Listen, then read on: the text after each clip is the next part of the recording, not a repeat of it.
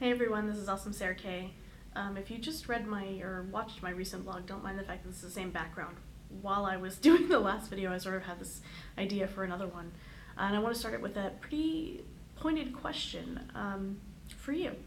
So the question is, since when has learning only taken place in school?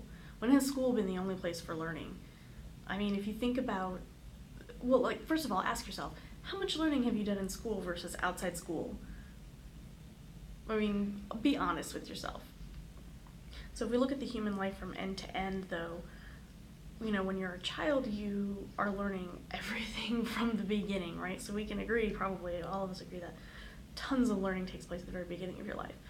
But then if you're done with school at this point, or at least past high school, whether or not you're in college, look at how much you've learned since leaving school. And maybe, the answer's not going to be the same for everybody, but I wanted to kind of ask the question, does it really have to be that way for everyone?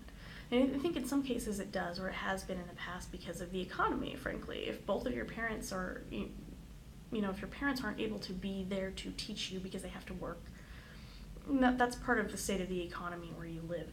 So that's something to consider. And that's not necessarily a bad thing, it is the way it is. But if you're in an economy where that isn't necessarily the case, whether it's your culture, or your society, or just the city that you're in, if you can have a parent home, why do your kids have to go to school? And maybe it is the best option for you, but I think the point that I want to make is just to question it. We should be making these decisions very consciously and very purposefully, not just because it's the thing to do. Just because everyone else is doing doesn't make it right for us specifically, for our families, for ourselves, or for our kids. And it's hard when you start to question it, because a lot of people don't. And so even if you're starting to question it, your friends and family might not be very supportive of that. But I think it's important to question them too.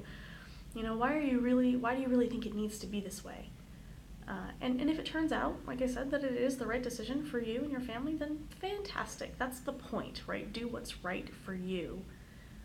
But don't do it just because it's the thing to do or the thing that has been done. I mean, times have changed a lot just in the last decade, given technology and the way that our economy is, at least in the United States. So, things to think about. I encourage everyone to make these kinds of decisions consciously. And if you're a parent specifically, or if you're a kid who's maybe just out of high school, ask yourself this question. Do I really need to go to school? Does school have to be where I'm doing all of my learning? So that's what I'll leave you with, guys. Stay awesome.